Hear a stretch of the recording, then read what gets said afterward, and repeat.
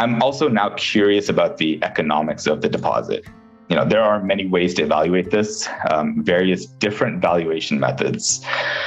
I prefer calculating the NPV, especially for projects that are at least at the PEA stage, because we're taking into consideration, the projected capital costs, recoveries, basically a business plan for the anticipated mining operation, albeit there will be somewhat of a margin of error, right? So to calculate the NPV, I can go back to the technical report, scroll through, and build out a model in Microsoft Excel.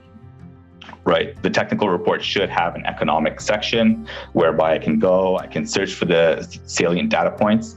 I want to note that we also pull out every single data point that's within the technical report that's relevant for you to build out a mine model.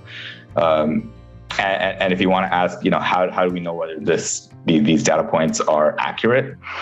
All you do is you click on a data point and it pulls out the exact source. So we don't make any numbers up. It's whatever is disclosed publicly by the company. And so we have an audit trail for every single data point that's here on Prospector. But going back to the valuation, right?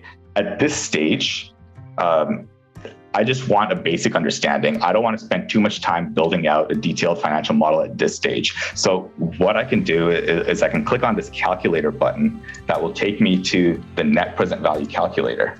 This is a back of the napkin calculation where you can flex the assumptions that are contained within the company's technical report for that specific project. So what I've done is I've already set a base case scenario for me. My base case is $1,800 per ounce for the gold price and $18 per ounce for the silver price. I've also set a 10% discount rate. For precious metals projects, it's typical to see a 5% discount rate. For the purpose of this exercise, the stage of the project, the country risk, et cetera, we're going to keep it at 10%.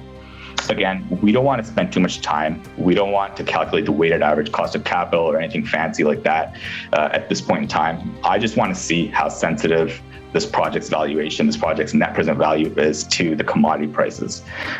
This really helps me gauge the risk a little bit, especially during times like this when there's quite a bit of uncertainty and volatility.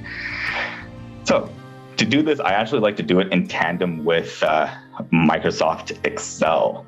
So pulling that up, I've actually created a template which helps me, where I can just simply flex all these numbers. So what I've done here is I've actually inputted the base case scenario of 280.4 million, which represents the $1,800 per ounce gold price and $18 per ounce silver price. And I've flexed it by 5% decrease in the commodity price and the 10% decrease in commodity price, as well as a 5% increase in the commodity price and a 10% increase in the commodity price. So this represents gold prices of $1,710, $1,620, $1,890, and $1,980. So for me to find out what the net present value is under these scenarios, all I have to do is change the gold price here. I can just type in 1710 and it takes me to 271.4 million. So I can type that in. As we can see here with this analysis, I was able to put together this relatively simple Excel template and do the sensitivity study in a matter of seconds, right? Otherwise, it would have taken me about an hour and a half to build out a proper model and then to do a sensitivity study that way. Now, depending on the different assumptions, you can actually save all of them and come back to them at a later time. You can also export them or print them out if you choose to do so.